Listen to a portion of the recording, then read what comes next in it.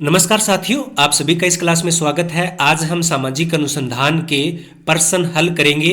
ये पेपर लिया है मैंने आरपीएससी असिस्टेंट प्रोफेसर 2021 में हुआ था। तो इसमें 150 में से 60 नंबर रिसर्च से पूछे गए थे। तो यूजीसी नेट फर्स्ट और second paper, assistant professor, MP TET, यानी लगभग सभी परीक्षाओं में सोशल रिसर्च के टॉपिक है वो आते हैं और अच्छे खासे प्रश्न है वो पूछे जाते हैं। तो जिन्होंने ये 60 प्रश्न अच्छे तरीके से हल कर दिए थे उनका चयन है वो अंतिम रूप से असिस्टेंट प्रोफेसर में हो गया था। तो ये बहुत ही महत्वपूर्ण टॉपिक है। आज हम कुल 60 प्रश्नों को हल करेंगे। प्रश्न नंबर 1 है कि किसका विश्वास है कि सभी विज्ञानों की एकता उसकी पद्धति में है, न कि केवल उसकी विषय वस्तु में। ऐसा किसने कहा? कार्ल प्रियंस ने कहा। स्टुअर्ट चेंज ने क्या कहा था कि सभी सामाजिक विज्ञानों का संबंध अध्ययन पद्धति से है, विषय सामग्री से नहीं है। तो ये मैंने पहले ही टॉपिक में करवाया था कि इस प्रकार के प्रश्न है वो बार बार परीक्षा में पूछे जाते हैं।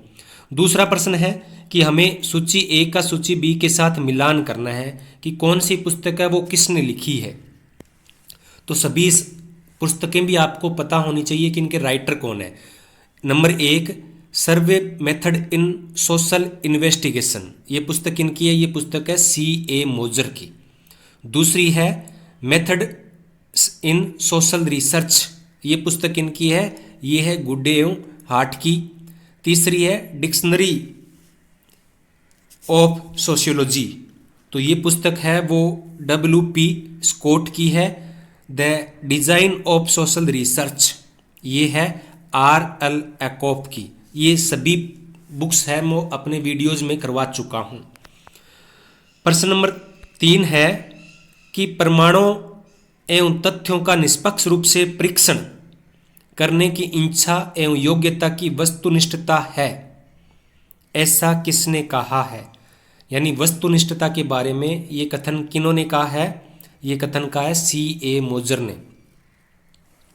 प्रश्न नंबर 4 है कि वैज्ञानिक अध्ययन की मूल आवश्यकता है। वैज्ञानिक अध्ययन की मूल आवश्यकता है। मूल आवश्यकता क्या है? मूल आवश्यकता है ऑब्जेक्टिविटी।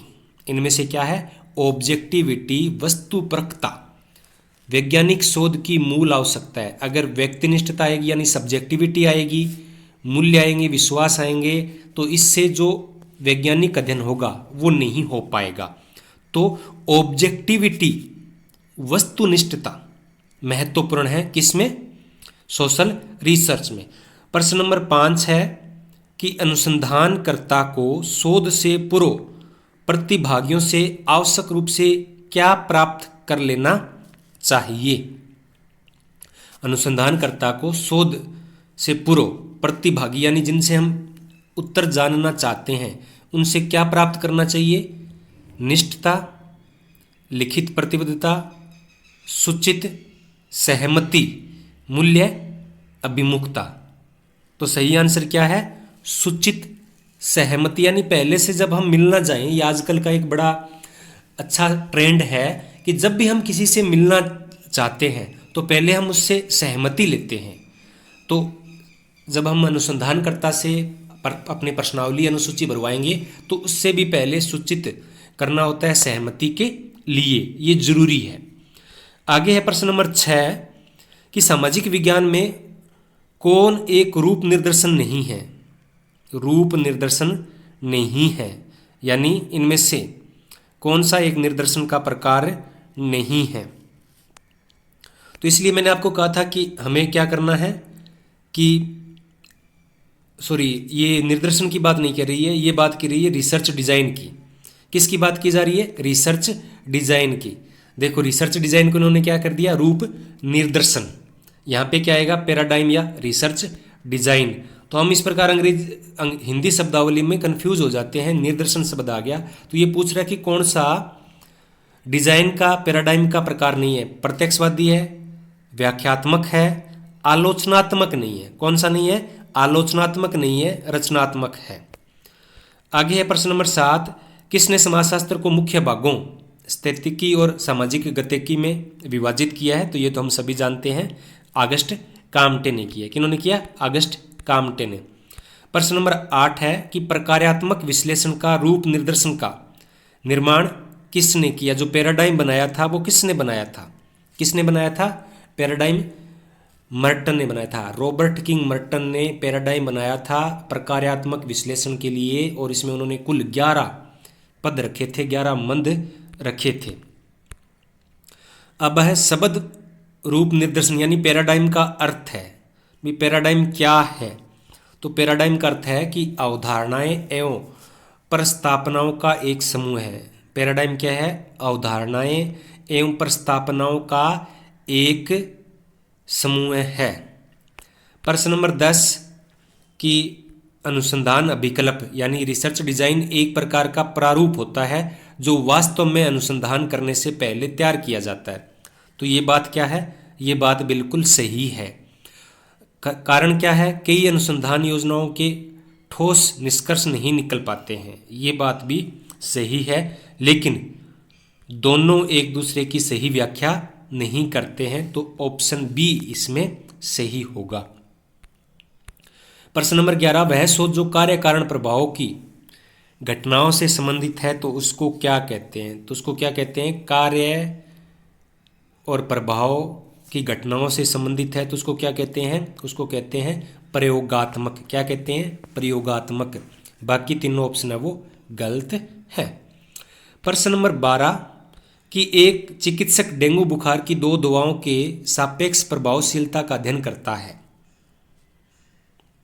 तो वो क्या अध्ययन कहलाएगा? तो वो क्या कहलाएगा? प्रयोगात्मक कहलाएगा, क्योंकि डेंगू की अगर हमें दवाई की जांच करनी है, उसकी प्रभावशीलता देखनी है, तो क्या करना पड़ेगा? प्रयोग करना पड़ेगा, एक्सपेरिमेंट करना पड़ेगा, फिर ही तो वो उभर के आएंगे डाटा।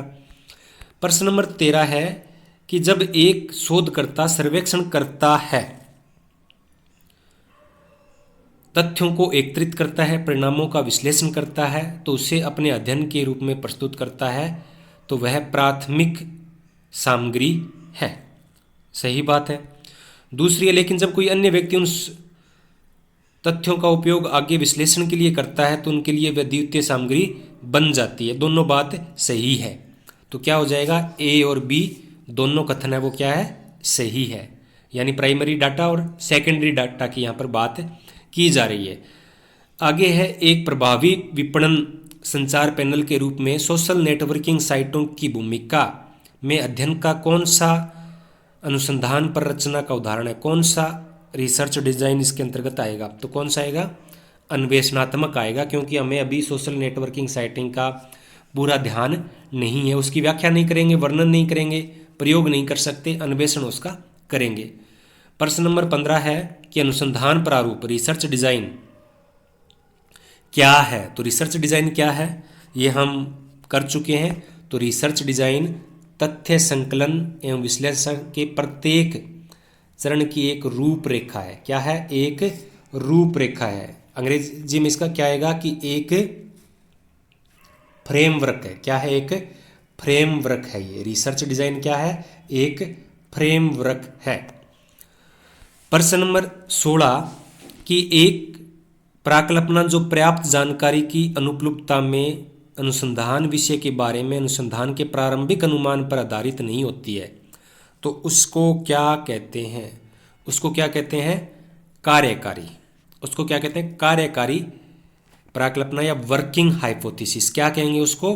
वर्किंग हाइपोथेसिस, यानी काम चलाऊ उपकल्पना इसको कहेंगे। अभी ज़्यादा जानकारी नहीं है, एक बार काम चलाने के लिए उपकल्पना का निर्माण है वो कर लिया जाता है। सादृश्यता किसका स्रोत है? तो सादृश्यता किसका स्रोत है? ये है प्राकल्पना का। किसका स्रोत है? प्राकल्पना का स्रोत है। भी उनमें कोई ना कोई इसमें क्या होगा कि संबंध होगा। प्रश्न नंबर 18 है कि प्राकल्पना के परीक्षण के संदर्भ में निम्न में से कौन सा कथन सही है? सही कथन कौन सा है? तो इसमें सही कथन है वो 3 है कि वैकल्पिक एवं शून्य प्राकल्पना का दोनों का परीक्षण है वो किया जा सकता है। पहले क्या होगा कि शून्य प्राकल्पना निर्मित करेंगे, जब परीक्षण करेंगे तो वो शून्य घोषित होगी, फिर वैकल्पिक प्राकल्पना लेंगे, फिर उसका परीक्षण करेंगे, यानी दोनों का परीक्षण है वो किया जाता है। प्रश्न नंबर 19 है कि प्रतिदर्शन की किस विधि में समग्र की प्रत्येक इकाई के चयन की समान संभावना होती है? तो किस में होती है? ये तो इजी सा है, सरल देव निर्दर्शन में। किसमें? सरल देव निर्दर्शन में। अंग्रेजी में क्या आएगा कि simple random sampling. Simple random sampling. तो रैंडम सैंपलिंग में सभी इकाइयों के समान रूप से चुने जाने के अवसर होते हैं। प्रतिदर्शन त्रुटि किसके साथ घट जाती है? प्रतिदर्शन त्रुटि यानी जो सैंपलिंग है वो किसके साथ घट जाती है? अगर सैंपलिंग की त्रुटि को कम करना है तो क्या करना पड़ेगा कि जो प्रतिदर्श यानी जो सैंपलिंग है उसके आकार में वृद्धि करनी पड़ेगी। जैसे अगर हमें 10,000 आबादी का कोई तथ्य करना है, अनुसंधान करना है, अगर हम वहाँ पे 100 लोगों का सैंपलिंग लेंगे, 100 लोगों को निर्दर्शन के रूप में लेंगे, तो क्या होगा? उसमें त्रुटि आने की संभावना ज़्यादा है। अगर हमने 10,000 का अध्ययन करना है और हमने 1,000 लोगों का चयन कर लिया तो त्रुटि की संभावना है वो कम हो जाती है। प्रश्न नंबर 21 है कि किसने कहा कि प्रतिदर्श एक विशाल समूह का एक लघुत्तर प्रतिनिधि है? ये कल ही हमने ये टॉपिक किया था, तो बताइए किसने कहा था ऐसा कि प्रतिदर्श एक विशाल समूह का लघुत्तर प्रतिनिधि है? तो किसने कहा था? गुडेओ हार्ट ने कहा है। गुडेओ हेट ने कहा कि प्रतिदर्श यानी सैंपलिंग एक विशाल समूह का लघुत्तर प्रतिनिधि है। प्रश्न नंबर 22, पूर्व निर्धारित सूची में से निश्चित अंतराल पर इकाइयों के चयन को क्या कहते हैं? यानी जब हम सैंपलिंग के लिए एक सूची बनाते हैं उस सूची को क्या कहते हैं? कल बताया था मैंने आपको कि पहले सैंपलिंग से पहले एक सूची तैयार की जाती है, तो उसको क्या कहते हैं? उसको कहते हैं सैंपलिंग डिजाइन। उसको कहते हैं निर्देशन पर रचना या सैंपलिंग फ्रेम। क्या कहेंगे? सैंपलिंग फ्रेम कहेंगे। तो फ्रेम में जितनी भी इकाइयाँ होती है उनका चयन कर लिया जाता है और उसके बाद में निश्चित अंतराल के बाद उनका चयन है वो किया जाता है, तो उसको हम क्या कहते हैं? व्यवस्थित निर्देशन कहते हैं। क्या कहते हैं? व्यवस्थित निर्देशन होता है। ये प्रश्न मैंने कल करवाया तो नहीं था, लेकिन अगर किसी ने ये क्लास देखी थी कल वाली तो ये जितने भी सैंपलिंग से संबंधित प्रश्न है वो सारे के सारे है वो सही होंगे उसके। किस प्रतिदर्शन को यानी निर्देशन को आकस्मिक निर्देशन भी कहा जाता है? किसको कहा जाता है? मैंने क्या बताया था? किसको कहा जाता है? सुविधाजनक को। किसको कहा जाता है? सुविधाजनक को आकस्मिक प्रतिदर्शन भी कहा जाता है। आप अपने कार्यस्थल पर तनाव से कैसे निपटते हैं? ये किस प्रकार का प्रश्न है? तो ये कल करेंगे हम। प्रश्नावली जब करेंगे, जब क्वेश्चनरीज करेंगे तो उसमें ये है कि कार्यस्थल पर तनाव से कैसे निपटते हैं। हमने ऑप्शन नहीं दिए हैं, केवल उनसे पूछा है, तो क्या हो जाएगा? ये एक खुला प्रश्न होगा। बंद प्रश्न क्या होगा कि आप कार्यस्थल पर तनाव से निपटने के लिए मेडिटेशन करते हैं या नहीं, यस या नो, तो वो क्या हो जाएगा? वो बंद प्रश्न हो जाएगा। आगे है प्रश्न नंबर 25, एक साक्षात्कार जिसमें साक्षात्कारता किसी दिए गए विषय के बारे में स्वतंत्र रूप से बात करने के लिए उत्तरदाता को प्रोत्साहित करता है, तो उसको क्या कहते हैं? तो उसको कहते हैं संरचित, असंरचित। संरचित में क्या होता है कि उसको स्वतंत्रता नहीं होती है, उसमें यस या नो में या थोड़ा शॉर्ट में पूछा जाता है। अगर वो खुलकर बताएगा तो वो क्या होगा? असंरचित होगा। क्या होगा? असंरचित होगा। पहले से ही उसकी रचना नहीं की गई होती है, केवल एक प्रश्न पूछा जाता है और वो अपनी मर्जी से डिटेल के अंदर उसका उत्तर है वो दे सकता है। प्रश्न नंबर 26 है कि अनुसूची का प्रयोग किस रूप में किया जाता है? अनुसूची क्या है? तो यहाँ पे अनुसूची क्या है? एक टेक्निक है, एक उपकरण है। किसका? डाटा संकलन करने का, तथ्य संकलित करने की का एक उपकरण है, एक टेक्निक है। क्या? अनुसूची। प्रश्न नंबर 27, प्रश्नों की एक सूची जो उत्तरदाता को सौंपी जाती है, जो प्रश्नों को पढ़ता है, उत्तरों को स्वयं भरता है, तो उसको क्या कहते हैं? तो ये तो बड़ा इजी है, उसको हम क्या कहेंगे? क्वेश्चनरीज कहेंगे, प्रश्नावली उसको कहेंगे। प्रश्न नंबर 28 है, निम्नलिखित को बताएं, क्या आप अखबार या पत्रिका खरीदते हैं? ये किस प्रकार का प्रश्न है? ये किस प्रकार का प्रश्न है दूनाली, एक कनार्थ, खुला प्रश्न या संवेदनशील। तो संवेदनशील और खुला तो कोई मतलब ही नहीं है, ऑप्शन 2 में से है। पर यहाँ पर क्या है, क्या आप अखबार या पत्रिकाएं खरीदते हैं? अगर यहाँ होता ना कि अखबार या पत्रिका खरीदते हैं, 2 का नाम दिया जाता तो दूनाली हो जाता, लेकिन यहाँ क्या पत्रिकाएं खरीदते हैं, तो एकानार्थ हो गया। प्रश्न नंबर 29 है कि अमेरिकी समाज के सड़क के कोनों का अध्ययन में प्रतिभागी यानी सहभागी अवलोकन विधि का उपयोग किसने किया था? तो किसने किया था? WF वाहिट ने किया था। अमेरिकी कोनों से तात्पर्य यहाँ क्या है? बस्ती से है। क्या है? बस्ती से है। दोनों जो सड़क के साइड में बसे होते हैं तो उनको उन्होंने कहा है स्ट्रीट कॉर्नर। स्ट्रीट कॉर्नर ये इनकी पुस्तक का नाम है। किनकी पुस्तक का नाम है? स्ट्रीट कॉर्नर को है वाहिट की पुस्तक का नाम है। इन्होंने इसमें उन्होंने अपराधी संबंध सिद्धांत है वो दिया था। तो ये कुल 29 प्रश्न हो गए। अब 2-4 प्रश्न है वो बीच में हम ये कर लेते हैं, चलो छोड़ते हैं इनको, केवल रिसर्च वाले ही प्रश्न करेंगे। अब रिसर्च के प्रश्न स्टार्ट होंगे 120 नंबर प्रश्न से। कहाँ से स्टार्ट होंगे? 120 से। तो जो मैं अभी रिसर्च की क्लासेस लगा रहा हूँ तो लगभग प्रश्न वहीं से आएंगे। थोड़ा सा जो लैंग्वेज है हो सकता है थोड़ी सी अलग प्रकार से पूछ ली जाए, लेकिन प्रश्न वहीं से आते हैं। तो आप रिसर्च वाले अगर टॉपिक करते हैं तो मैंने पूरी मेहनत से वो क्लासेज लगाई है, तो आप वहाँ जाकर सारी की सारी क्लासें अटेंड करें और उसके बाद में कम से कम रिसर्च वाले प्रश्न है वो आप अच्छी तरीके से कर पाएंगे, उसमें गलती की गुंजाइश है वो नहीं रहेगी। तो प्रश्न नंबर 120 से स्टार्ट हो जाते हैं। प्रश्न नंबर 120, बेकर एवं सरांतना कोश के अनुसार निम्न में से सामाजिक अनुसंधान का कौन सा सैद्धांतिक उद्देश्य नहीं है? सैद्धांतिक उद्देश्य नहीं है। अब देखो सैद्धांतिक शब्द क्या है, यानी प्रैक्टिकल नहीं है, व्यवहारिक नहीं है। व्यवहारिक कब होता है? जब हम किसी समस्या का समाधान करते हैं तो वो रिसर्च कैसा होता है? व्यवहारिक होता है। तो यहाँ पे क्या कुछ है? सैद्धांतिक।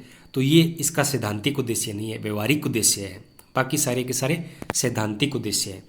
प्रश्न नंबर 21 कि वह पद्धति जिसमें किसी विशेष समुदाय, समूह, संगठन का व्यवस्थित एवं विस्तृत अध्ययन किसी सामाजिक समस्या के विश्लेषण की दृष्टि से और उसे समाधान के लिए सिफारिशें प्रस्तुत करने की दृष्टि से किया जाता है, तो उसको क्या कहते हैं? तो उसको क्या कहेंगे? ऐतिहासिक नहीं कहेंगे, उद्विकासीय नहीं कहेंगे, सर्वेक्षण नहीं कहेंगे, उसको कहेंगे एकल अध्ययन पद्धति, यानी किसी एक ही विशेष समूह या समुदाय का अध्ययन इसमें किया जाता है। प्रश्न नंबर 22 है मूल्य मुक्त विज्ञान एक मिथक है यद्यपि वांछनीय है। क्या अर्थ हुआ इसका? क्या मीनिंग है इसका? कि मूल्य मुक्त विज्ञान एक मिथक है, यानी ऐसा संभव नहीं है कि विज्ञान है वो मूल्य से मुक्त हो जाए, लेकिन ये वांछनीय है, जरूरी है। ऐसा किसने कहा है? ऐसा कहा है गुंडलर ने। किसने कहा? गुल्डनर ने कहा है। प्रश्न नंबर 123 किसके अनुसार एक सैद्धांतिक प्रतिरूप मूल सिद्धांत के माध्यम से निर्मित घटनाओं के समूह का अवधारणीकरण है, जहां अंतिम उद्देश्य शब्दों, प्रस्तावनाओं और संबंधों की स्थापना है जो यदि पुष्ट हो जाए तो सिद्धांत बन जाते हैं। ऐसा किसने कहा है? ऐसा कहा है मर्टन ने कहा। किसने कहा? मर्टन ने कहा। प्रश्न नंबर 124 निम्न में से कौन सी विचार पद्धति व्याख्यात्मक रूप निर्देशन का उदाहरण नहीं है? Which one of the following school of thought is not an example of interpretative paradigm? तो किसका उदाहरण नहीं है ये मार्क्सवाद का उदाहरण नहीं है। किसका उदाहरण नहीं है? मार्क्सवाद का उदाहरण नहीं है। बाकी सारी की सारी जो विचार पद्धति से, स्कूल ऑफ थॉट से संबंधित है। सिद्धांत विकास के चरण हैं। सिद्धांत विकास के चरण हैं। तो कौन कौन से चरण हैं, हमें इनका सही क्रम है वो बताना है। पहले प्रस्तावना देना यानी अवधारणा देना, उपकल्पना देना, फिर उनके बीच में संबंधों का परीक्षण करना, फिर संबंधों के स्वरूप का वर्णन करना और फिर अंत में उसकी व्याख्या करना। तो ये क्रम में है, सही क्रम में है। ये ABCD ही इसका सही क्रम होगा। प्रश्न नंबर 26 है कि किसी घटना के कारणों या क्यों कारण से संबंधित होता है। तो जब मैंने एक बात बताई थी, जब हम रिसर्च के टाइप्स पढ़ रहे थे, टाइप्स ऑफ जब रिसर्च कर रहे थे, तब मैंने क्या कहा था, अगर क्यों शब्द आ गया तो वहाँ पर क्या होगा, व्याख्यात्मक होगा। क्या होगा, व्याख्यात्मक होगा। वर्णनात्मक में क्या होता है, कैसे है, ये सॉरी क्या है। वर्णनात्मक में क्या है, क्या है।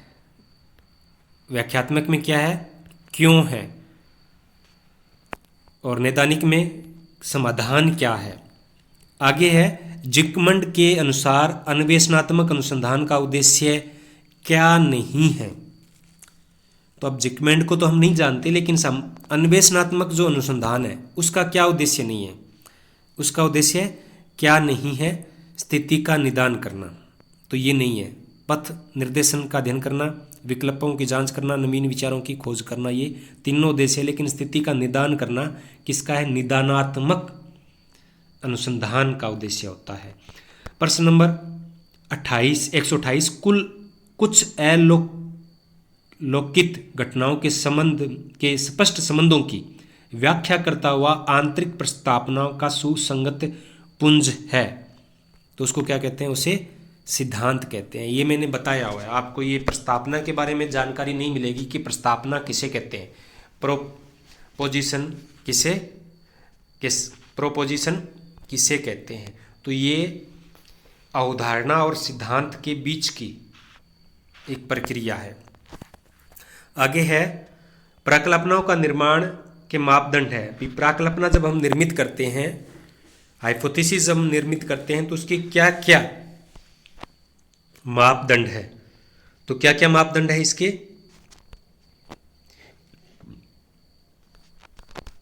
नंबर 1, प्राकल्पना अनुभव द्वारा परीक्षणीय होनी चाहिए। ये तो इसकी सबसे बड़ी विशेषता है। सबसे बड़ी विशेषता क्या है, यही है। प्राकल्पना के कथन विरोधाभासी नहीं होने चाहिए। बिल्कुल सही बात है, विरोधाभासी नहीं होनी चाहिए। यह अस्पष्ट एवं गैर विशिष्ट होनी चाहिए। ये तो है ही नहीं, कोई भी कर लेगा। और चरों के बीच में संबंध स्थापित करने वाली हो चाहिए। तो ये तो बड़ा इजी प्रश्न है, आराम से हम कर लेंगे।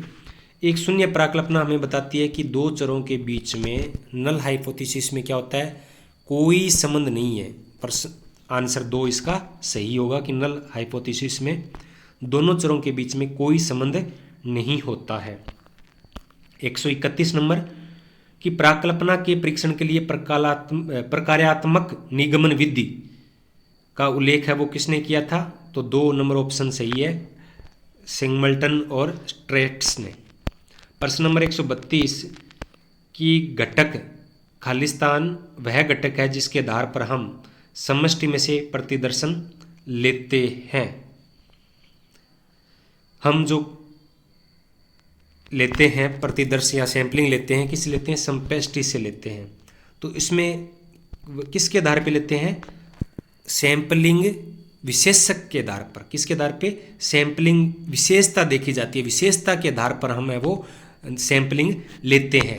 जैसे हम कई बार जितने भी इकाइयाँ होती हैं उनको समानता के आधार पर, उनकी विशेषताओं के आधार पे अलग अलग आधारों पे बांट देते हैं और फिर उनमें से सैंपलिंग है वो लेते हैं। प्रश्न नंबर 133 है कि देव निर्दर्शन की विधि नहीं है। तो आप इजी में बता सकते हो, कल ही हमने इस पे बात की थी। ये तीनों है, सन्नेबाल क्या है, नॉन रैंडम है, नॉन प्रोबेबिलिटी है, अदेव निर्दर्शन होता है। 134 है, निम्न में से कौन सा एक गैर संभावना प्रतिदर्शन का स्वरूप नहीं है, यानी नॉन रैंडमली, नॉन प्रोबेबिलिटी, गैर संभावना सैंपलिंग। तो इसमें कौन सा है, इसमें है कि समूह सैंपलिंग है वो नहीं है। बाकी ये क्या है, गैर संभावना है, नॉन प्रोबेबिलिटी वाले हैं, कोटा, सदृश्य और सुविधाजनक। अब इसमें समूह से शायद आप नहीं समझ पाएंगे, इसलिए मैंने क्या कहा था कि अंग्रेजी शब्दावली है वो आपको ध्यान में होनी चाहिए। क्लस्टर सैंपलिंग, गुच्छ सैंपलिंग।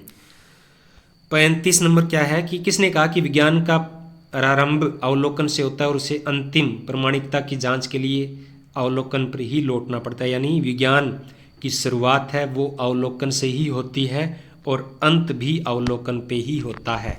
ऐसा किसने कहा? गुडे एवं हार्ट ने कहा।